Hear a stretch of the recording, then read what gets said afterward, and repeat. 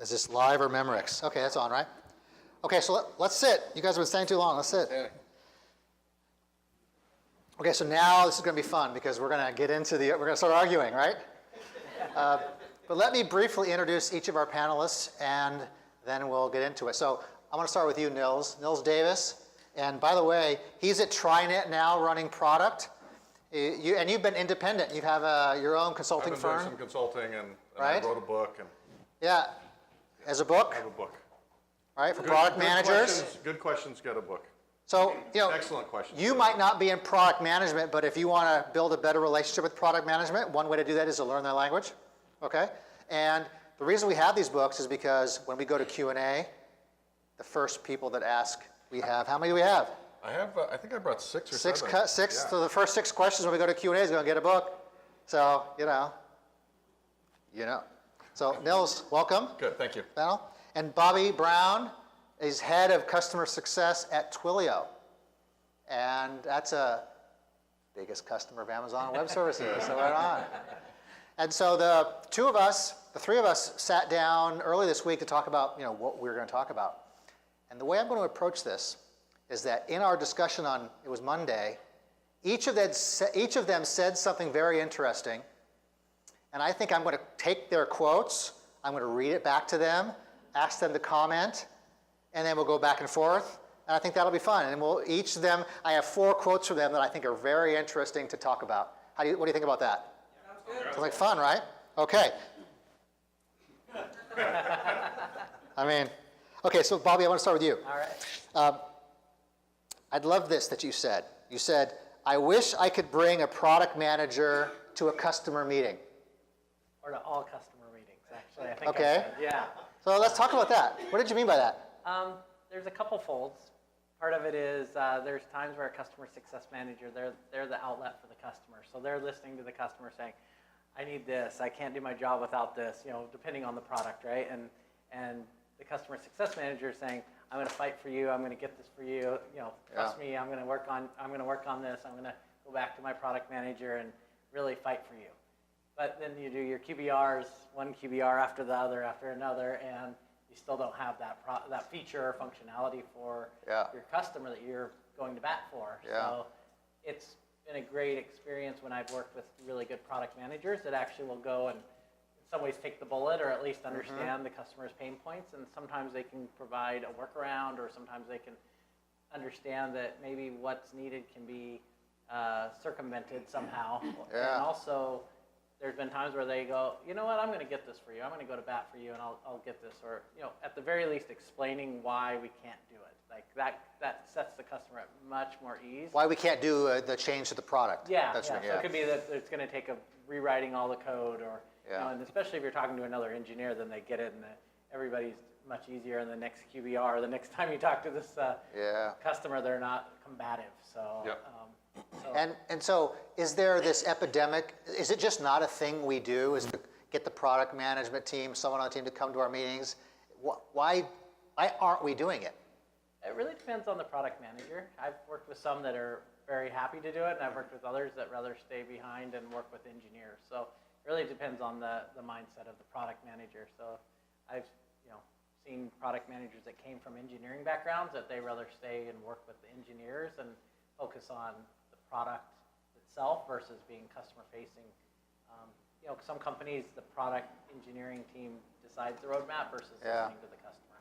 So what I hear you saying is it depends a lot on the product manager attitude or experience that they would come in. And the culture of the company, too. The culture of the company. So if I'm sitting in the audience and I'm thinking, okay, my product management team maybe isn't as willing to just do it, how do you think that person could go to their product management team and sort of talk to them and convince them and help them say yes to meetings? I mean, how do you maybe do that?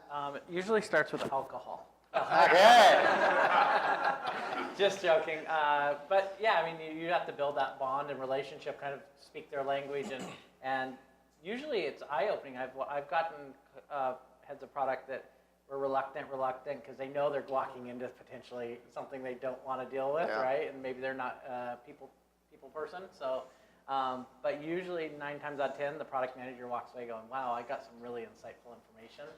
And, everybody's so busy working and like they have to take time out of their day and potentially get on a plane. Totally, and, yeah. So it's not all, I'm not blaming all the product manager. Sure.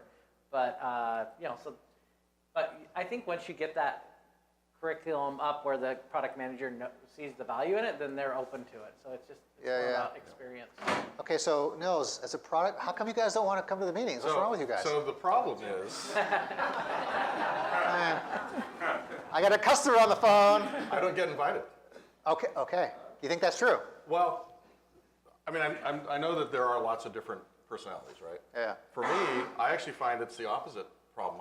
I want to hear more, either just having the conversations with the customer success side, but getting out and talking to customers, because I do always learn a lot, or I know I'm capable of defusing a lot of situations. Yeah. So I think it's sort of a two-way street, and I'm not sure the best way, except just to sort of continually say, I'm happy to go out and I'm happy to talk to customers. I'm happy to travel. I'm happy to get on the phone, or a conference call. Yeah. And for the ask to continue as well. Yeah. Because the fact is that if we're just looking at our products, we're not doing our job. Because the products are being made for The products are a solution to a problem that a customer has. Yeah.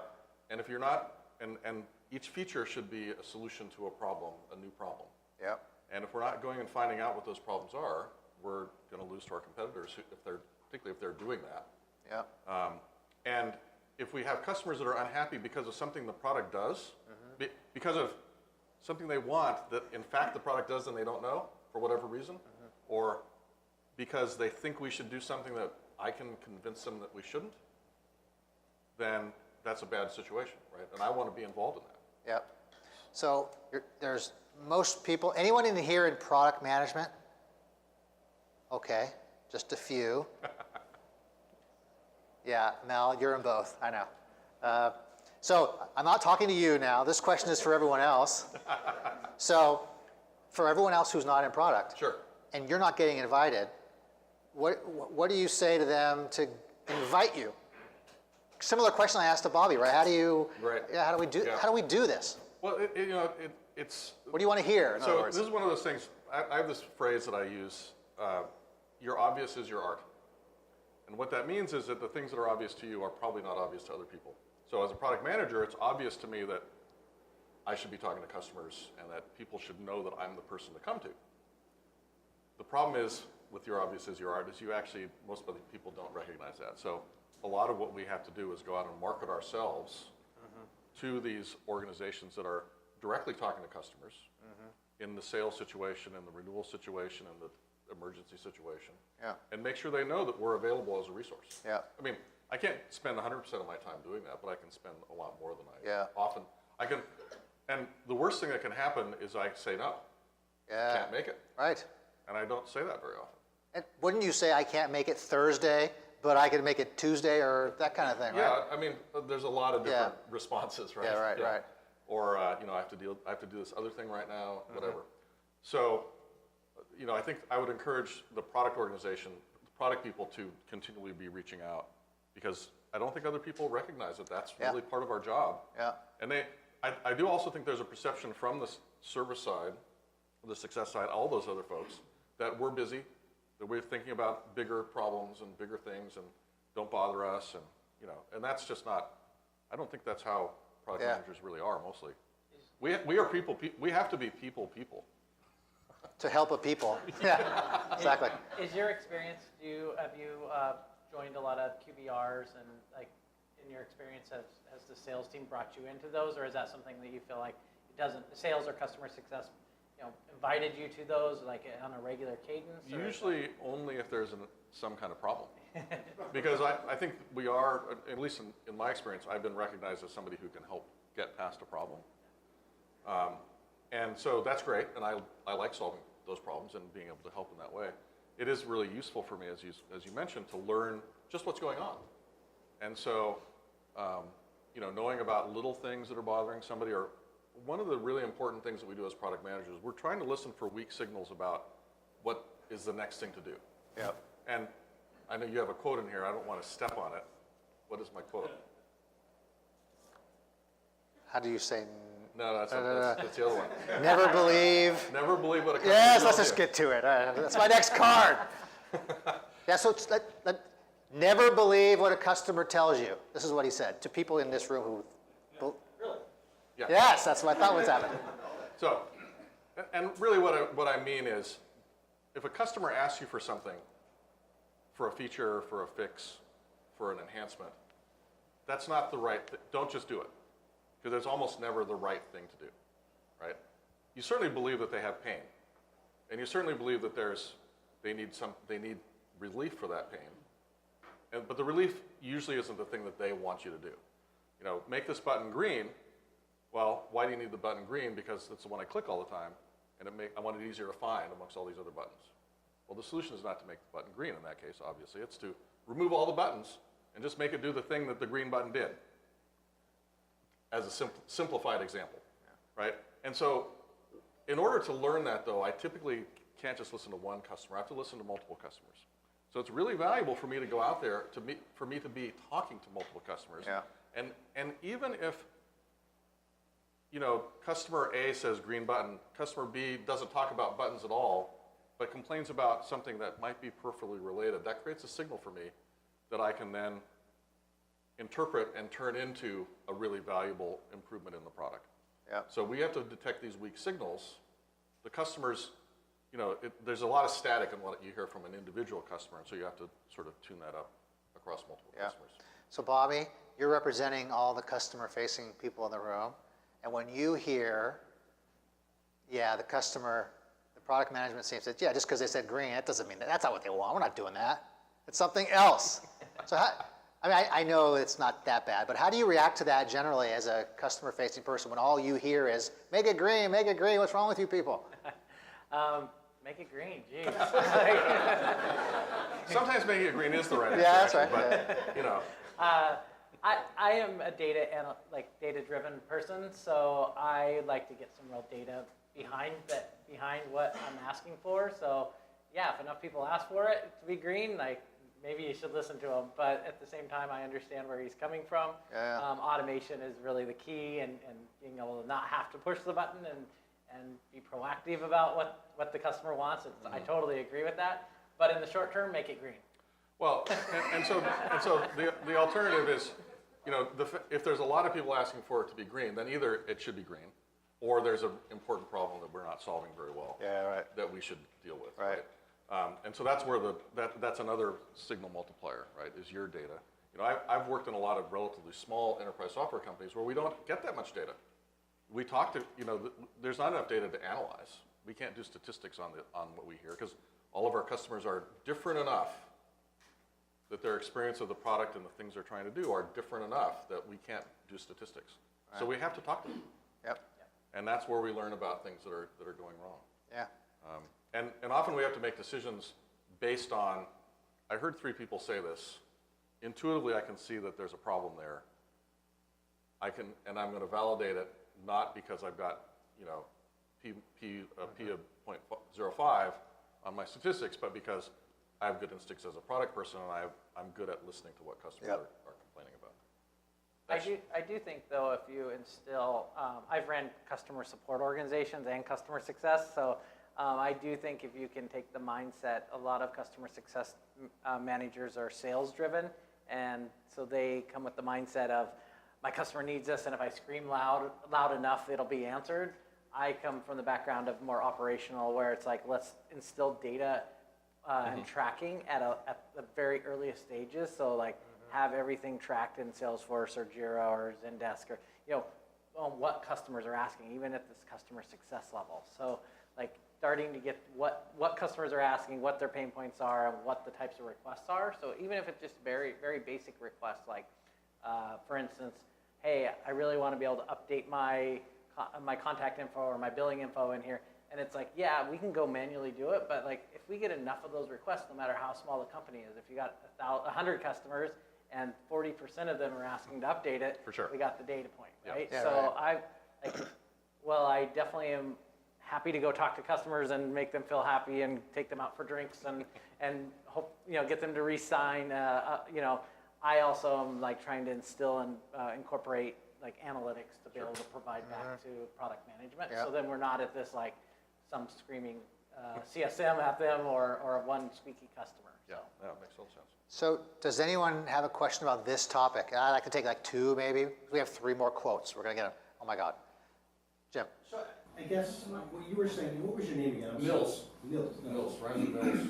So is what you're saying kind of don't necessarily let the customer architect the product, but dig and find out what their business need is, take the business need back to product management, and maybe there's a whole nother way. It doesn't have to be a green button. There's another way to solve the business need, not let them drive, we need a button, Yeah. oh, please get them the button. And I'm not expecting CS to do that necessarily, but to connect me with that into that conversation. I mean, CS can do it as well. Sure. But you know, I do have this picture of what's going on and what the fundamental problems are that we're solving, that I can probably slot that in a way that, you know, I'm certainly happy to get insights from CS. So don't get me wrong. I love working with all the folks that are directly talking to, you know, salespeople and account managers and CSMs and customer support, everybody. But I do also bring something in addition, I hope. I hope I do. Yep. Irene, and then we'll do. Stu. So you were talking about data, both of you were. Uh-huh. And how do you coordinate what's the right telemetry to put into the product that customer success can easily leverage to bring product back the right information? So that's a good question that I'm not that good at answering. Again, relatively small numbers of customers, mid-size enterprise software, where most of our telemetry was really logs and things like that. So certainly, I'm always interested in seeing any of that or hearing the interpretation of that from CSMs and engineers, you know, often who have to go do the next level, in my experience. So, yeah, it's a sort of the stage of company thing. But even in my current company, which is much bigger, the instrumentation of the app is not very good, and so we have to. In my experience. Yeah. Now, and I'm because of my experience, I'm probably not the best person to say how it should be instrumented. I haven't really thought about it very much, but I know there's people that have much better ideas about that than me. But you know, the real reality is, I think that for lots of our apps, they're not well instrumented. So we have to use these other mechanisms. How about from you, Bobby, from the customer success side? Well, I have had the luxury of using a product like Strikedeck before, and being able to tie in data back to data, and being able to use a customer health score as a mechanism to go to product management and say, these customers spending X amount are seeing X number of bugs, and maybe it's during the implementation phase, maybe it's after they're in production, but being able to give that data and say, we have customers that are, you know, close to renewal date times that I've been waiting for these bugs for X amount of time on the average, you know, giving averages and saying, these is how we think you should prioritize your roadmap so we can save these customers from churning. Mm-hmm. That's a rear view mirror look. So I'm most curious, and I haven't found yet a good, a well-instrumented app. And it's one of my premises that I think it's something that product teams need to think about and pay more attention Sure. to earlier on in designing and developing the product. Ah. And that's why I asked the question. Yeah, no question. I think that one of the chapters in there is about a rubric that I have defined for defining functional specifications, and part of it is what are our expectations of how it will be used, which then suggests to us how we should measure it. Now, the chances of that actually ending up measuring the right thing, I think is about 60%. Yeah. Honestly, I'm going Especially early. to get some stuff that I need, and I'm going to find out I need different stuff. But even doing that level of thinking in advance about this is not common. Yeah. I know in my last company that I was in, the assumption on the product side, they were putting a lot of investment in user experience and user interface. And I knew from talking to customers that they were mostly using us as a feed and no one was ever signing in. They were via an API. And had we had the right telemetry point that out, we would not have invested so Interesting. much in the Sure. UI. And those are the kind of things that Yeah. from a customer success perspective, 'cause people, we were spending money where the customers didn't care. Right. Well, it's interesting. I often have said that, I don't know if you remember back, I'm old, so the business process reengineering movement, right? Well, it turns out that if your business, that the problems that are worth solving in business process reengineering are the ones that you can discover when you start to draw the process out on an envelope. You don't need a lot of instrumentation to find the big ones. You just need to draw a little bit. And I think this is an example of that, right? There's so many places where we're just blind. And, that can happen in a lot of different ways. Hopefully product managers are not causing that, but often executives are, right? And often product managers are, realistically. And even with A/B testing, or even going into production, I was on the team that founded Google News, and we went out with an A/B testing. Even when we were doing it internal, it started out as an internal product, and you still didn't make the right decisions all the time. Like, we had the A/B testing from an internal aspect. Not And very technical audience. yeah, totally. but it was all about where to place things in the UI, and it wasn't perfect by any means. And so to his point, 60% might even be. A/B is 50-50, and if you get 60, I'd be surprised. So different people use different methodologies. Okay, Alok, right? That's So this is Andrew. an interesting dilemma we have, which is product manager versus customer success. One of the things that I've observed, typically in a company, there is about 5 to 10 is to 1 ratio of product manager to customer success, Yes. right? So, and I think you mentioned, Bobby, that you want product managers to attend all your customer meetings. It's physically not possible, right? Because Sure. they have their other job to do. So, but I do think it's healthy for product managers to attend, selected ones and a critical one. But quite often what I have seen, and I would like your comment on that, is many times customer success representatives, sometimes they use product managers as a crutch. That means maybe they don't know enough about the product, or they don't want to sometimes work with customers, sometimes to refine their needs, maybe provide alternatives. Quite often I have seen it's one of the solutions to the problem is educating the customer success managers a little bit more about the product, so that they can almost act as an extension of the product management team, because that's the only way to make it scalable. That's the reason we have 50 customer success managers, whereas there's 5 product managers. So just a thought there. But I'm still not saying that Niels, that you're off the hook. I mean, product managers should still be open to Easy now. open to understanding the market and understanding the customers and stuff as well. Of Yep. course. You're absolutely right. I don't believe that a customer success manager should bring a product manager every time.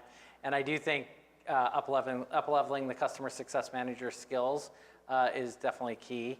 It really depends on the type of customer success manager. So if you're asking a customer success manager to focus on renewals and upsells and identifying potential deals, it's tough for them to be in the mindset of the product and functionality and training. So I have I've tended to look for customer success managers that are a little more technical and can help do demos and actually help the customer with onboarding versus the customer success managers that are sales focused. That's just my background.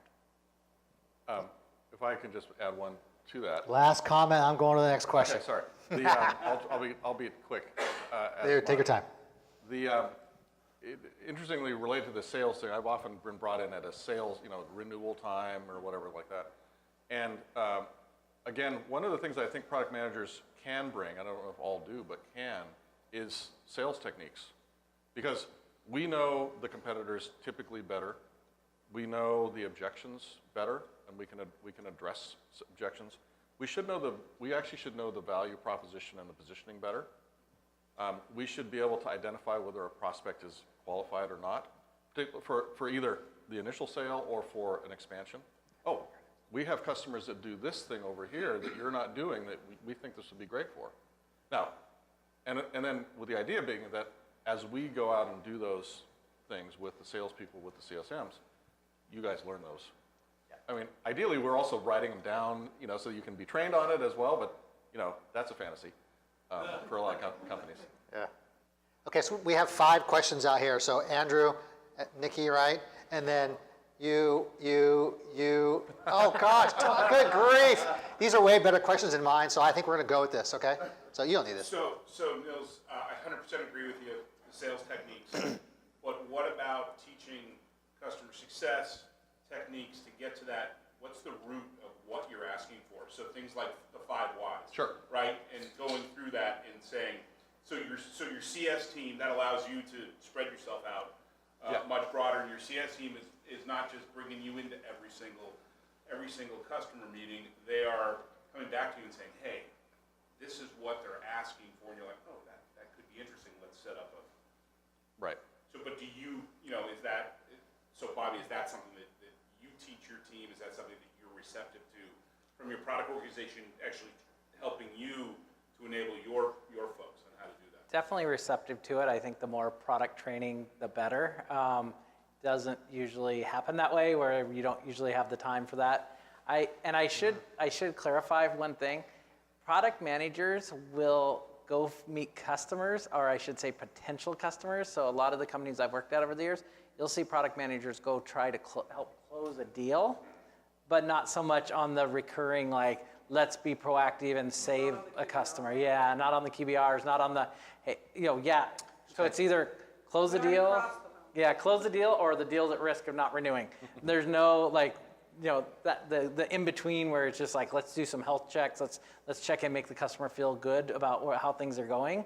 That's where I think the biggest gap between product management and customer success lies. But if you're teaching them those types of techniques, can you then do without having product management come into the room and at least feed them the information? And then when you start to see some common threads, that's when you guys jump in. Yep. Absolutely. I think where the very beginning of this question came from, though, was when you're going into a customer and you're constantly trying to, like, set them at ease that you're going to get a feature or functionality for them, and you keep, every time you talk to them, you're like, I'm still working on it. That's where bringing in a product manager, and a lot of times the product manager doesn't want to come into those conversations because they're not closing a deal and they're not saving the day. They're just not doing, they're not saving the day. Well, do they also feel, Nils, from your perspective, you feel like you're at risk of, getting on the hook, being on the hook for actually Well, delivering something? I'd rather that happen with me in the room, honestly. But that depends on the company. A lot of that is on the company culture, right? Does sales sell ahead of product or sell things that we don't have? That never happened. So I've been pretty lucky in that way. Many of the companies I've worked with have really not done that. The salespeople were very, very disciplined, and it's unusual, I know. Yeah. And I've worked in other companies where that did happen, and so. And I do want to say up front, I'm not talking about Twilio here. Twilio's got actually a really awesome product. This is my experience the last 20 years before Twilio, so. Yeah, sure. It can all Sure. be, That's what I said last week, The nice thing too. about these problems is that they are solvable. Yeah.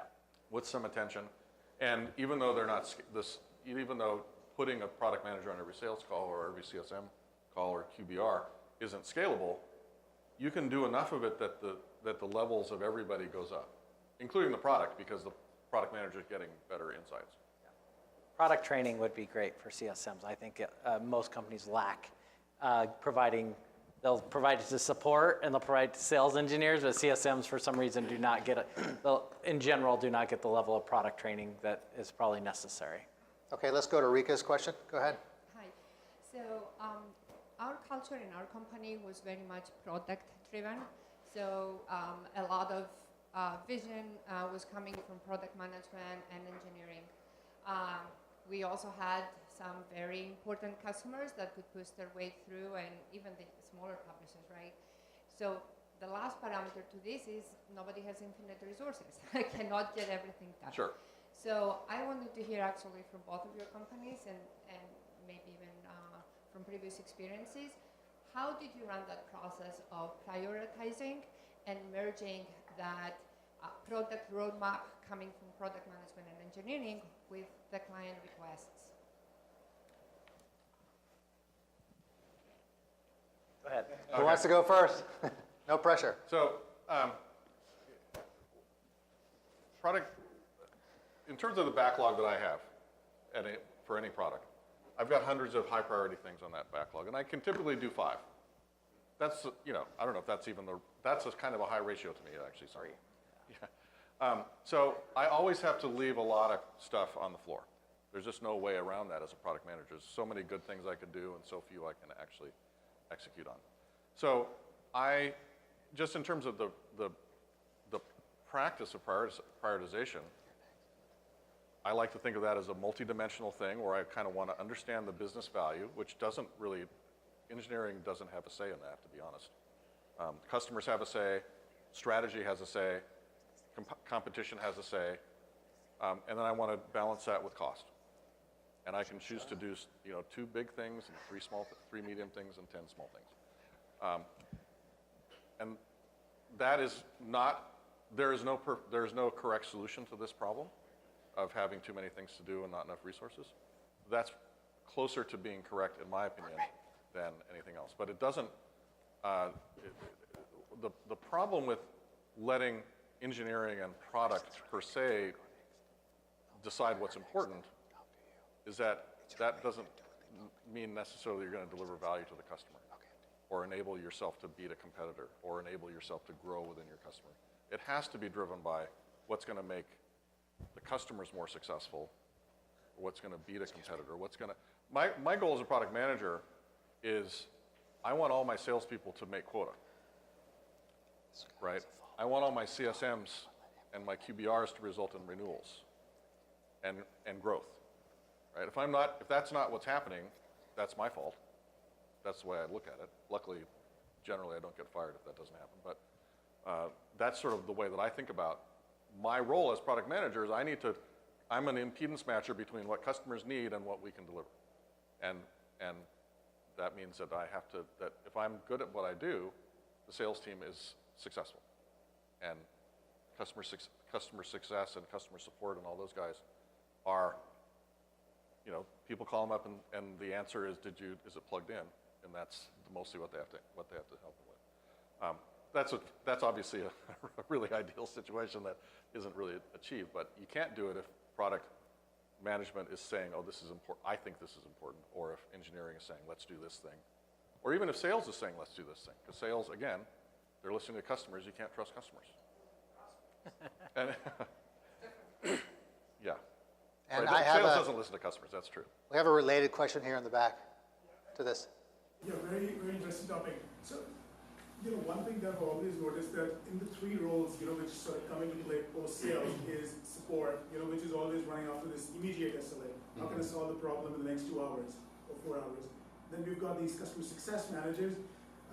We all want to have like multi-year delivery of success, but we are still QBR after QBR, there is an expectation to deliver more value. And then the product is always looking at what can I deliver next year, you know, disrupt the market, big thing. And because there is a huge difference in this horizon, how do you handle that?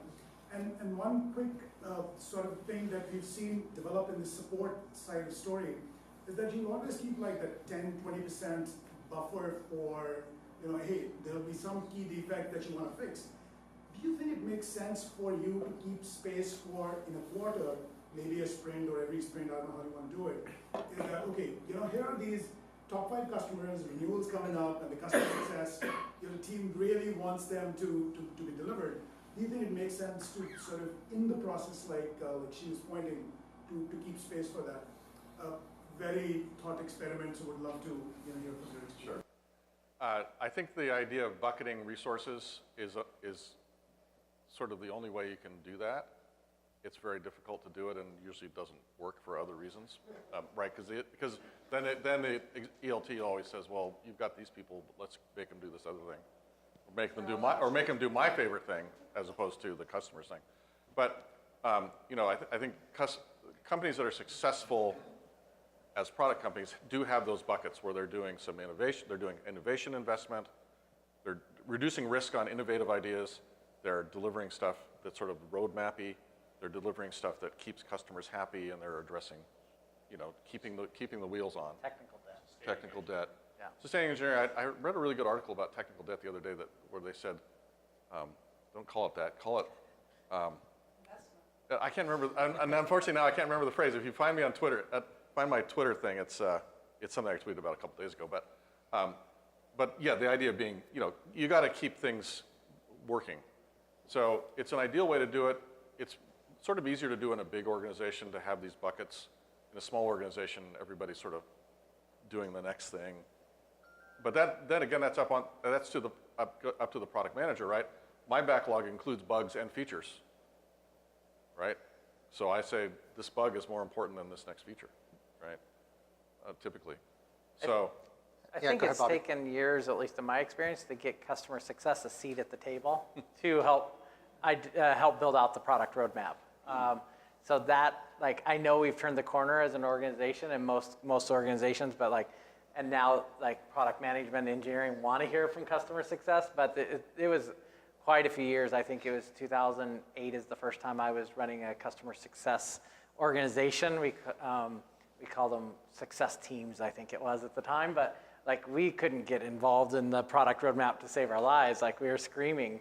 And until I ended up taking over the support team, then I was able to funnel that into the support feedback. But Still a challenge sometimes right now too. oh, absolutely. We face this challenge.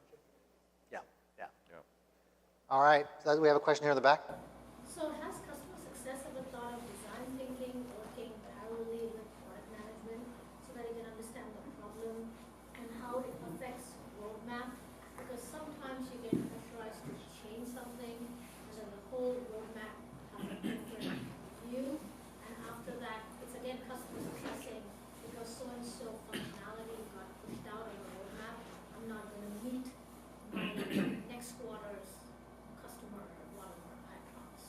So it affects the customer success again because next KPI, some other customer level. Which is why I like to bring a product manager to those meetings so they can hear it. We're back to the beginning. Circle back. Yeah, I definitely would love to back to the seat at the table. I think we're getting closer to that point, but it's usually money driven or competitor driven in my experience of what the product roadmap is going after. So if you have a big enough customer, if you got somebody who's spending 40%, 40% of your revenue, then of course you can make that happen. But it's more your mid-market, your customer success managers that are handling a lot of accounts, and that's where it's back to having analysis done and be able to say X number of customers and this amount of revenue want this feature or need this functionality so they can, Right, yeah. And I like to think of, I mentioned in my value assessment, customers and strategy, but it's also segments, right? Groups of customers that may need a thing because part of what I want to do is also, if I look at a group of customers that all kind of need the same thing, that means I get a lot of bang for my effort. Big customers, same thing. If I do something for a big customer, but then I try to make sure that I'm actually addressing needs of other customers as well. I mean, that's the big fundamental challenge that we have is not that we don't know the right thing to do, it's that we can only do a very small part of that. And so, that's what we constantly have to really work on. Tom, you're next. That's your question, and then you. So, totally contrarian point of view here. Is there a justification for product management group?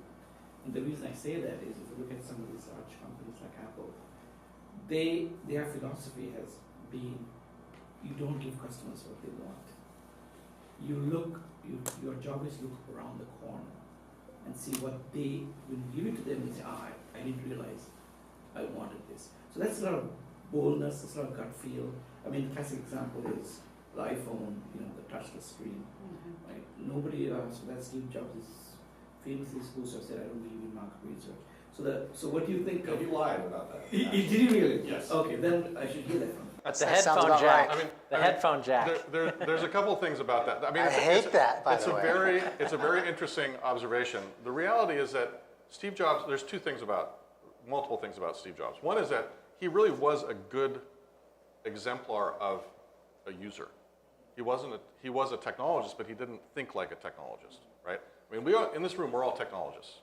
So our initial solutions to any problem is going to work for us, but most likely not work for normal people.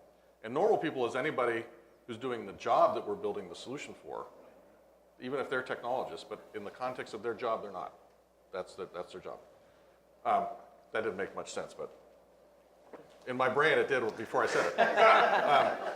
But the other thing about Steve Jobs, they did a lot, there was a lot of market research going on in what he did. And he also noticed what people didn't like about phones, like in the phone situation, right? What did people not like about phones? Well, one of the biggest things they didn't like, we all experienced this, and now we've all forgotten about it, voicemail, right? Who likes, I mean, I have a Cisco phone on my desk at work. I've literally never used it because I do not want to deal with voicemail, so I do not give people my phone number.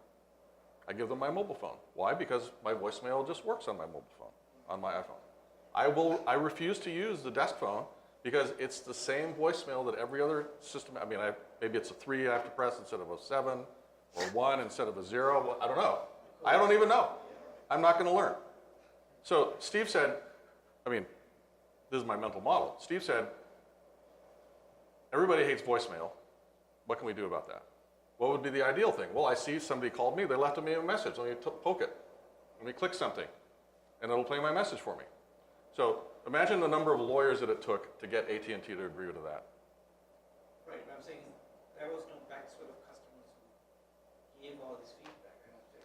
Well, no, but he just, They know but I mean, every human being that had to deal with voicemail hated it. And this was, you didn't need to do market research. Sure, all people hated voicemail, yeah. The second question. I mean, they expressed that. Okay.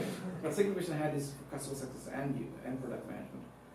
If you have customers who have been with you for 3-4 years in there, why do you want to listen to them to give them better features if they're sticky with you?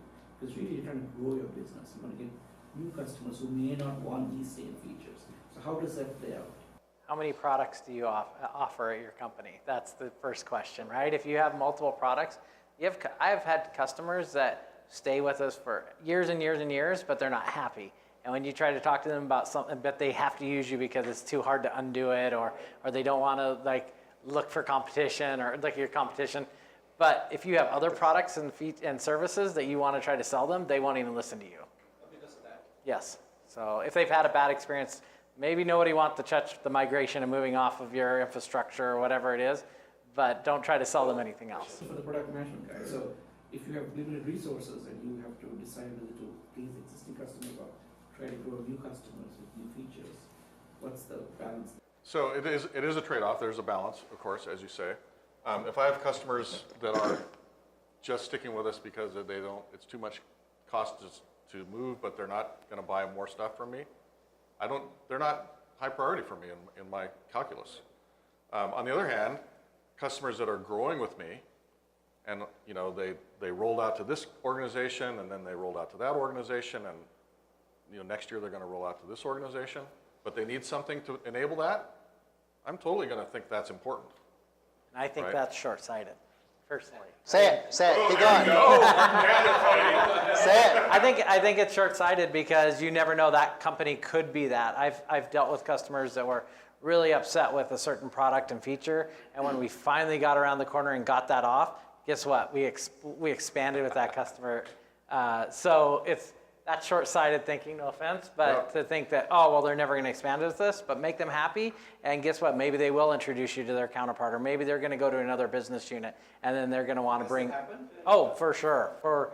With a Fortune 500 airline, it happened at a couple companies ago. So. But it's more than that. I mean, other companies don't fall into the same sand trap, right? Yeah. You prevent them from falling, it'll look great, now we're stuck. Yep. So you prevent that from Absolutely. happening again. Yeah. No, I totally agree. I mean, I was trying to make a point. I was trying to make a point. You promised us bloodshed. I promised nothing. Okay, so there's Tom, you had a question, and then you're next. Maybe a quick one. So, And then maybe we'll do one more after these two before I do my last thing. So about it's these factors in your model, right? So I get strategy and I get like differentiation, competitive, whatever. But then like if I come to you and say 15% of my customers want this, Sure. but no one has ever turned for it, and I'm not saying they will. Or I come with something else and you ask me like, who will they pay for it? Yeah. It's like, I know people ask for a lot of stuff and you ask them if they're gonna pay for it, the answer is no. Yeah. Is there anything else that matters to you? Sure. So for the 15%, I would look at that, like 15% of people need something that we're not giving them, right? And I would then want to say, I'd want to look at a few things. And again, I'm prioritizing this amongst 100 other things that I could do that are all equally valuable. I want to say, does it enable us to expand in that customer? Does it enable us to keep them longer? Does it suddenly enable us to open another segment because we can now change our pitch or improve our pitch? Does it enable us to deliver the service at a lower cost? So those are all things that are just as good as charging more, to me. Now, I may have a lot of things that all fit those categories, so I still have to decide which one I'm going to do. But yeah, it's not. Generally speaking, my philosophy is that you can't put a dollar value on a feature. Generally speaking, there are definitely exceptions in some companies. Unless it's a totally buy can. now button. Just saying. Just kidding. But roughly speaking, I don't think you can put a dollar value on features generally. I have a follow-up question to your question to him now. Do you ever factor in Net Promoter, CSAT, like, customer health scoring type measurements that will help you drive a roadmap? Sure. Have you ever found that? I would use those if I could get them in a good statistically significant way. So again, in the smaller situations, I think, is this going to generally make my customers happier? And I have to know, because I have like a stable of customers who I talk to on a regular basis often. And so I sort of know what's going to make them happier over time. And certainly one of the things that's happened in my experience is that many of my customers have moved on to my users have moved on to other companies and taken us along. And so that's a great, if that happens, then that's a good sign that that I'm doing the right things. If it doesn't happen, then it's not so good. Yeah. Okay. Follow up to Tom's follow-up. Good grief. Do you ever use, you know what ideal customer profiles are? I've heard of them, yes. Yeah, personas. Yeah. Do you ever use that in your decision making? A little bit, not usually in the way that people normally use them, because to me, what the ideal customer persona is, or what a persona should be built around a problem. It shouldn't be built around demographics unless your product is something where the solution is demographic. Yeah, or sort of like, you think about project management. Well, the demographics of project managers is everybody. They all share the same problem, which is, I don't have a good way to close my project out. I don't have a good way to deal with lessons learned, blah, blah, blah, right? All these things.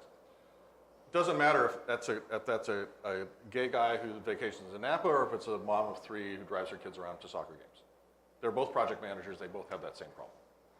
And so there's the way that personas are often described is in this sort of demographic way. And that, if you're selling something to soccer moms and soccer moms want it and gay guys at vacation in Napa don't want it, that makes sense. It's a consumer level thing, not a. Yeah, it's a B2C, yeah. So in B2B, really, you need the persona should be around a problem. Or a job to be done, that also works. Okay, so let's do, Sorry. you have a question? And then I'll take one more after this if there is one. That's it. Maybe, yeah. John DiNapoli, OpsWatt in San Francisco. A little bit different. I wanted to know, it sounds like all of the research that you do, or at least that we've been talking about here, is a one-on-one with individual customers. CSMs with this customer and that one with that one, aggregate their responses.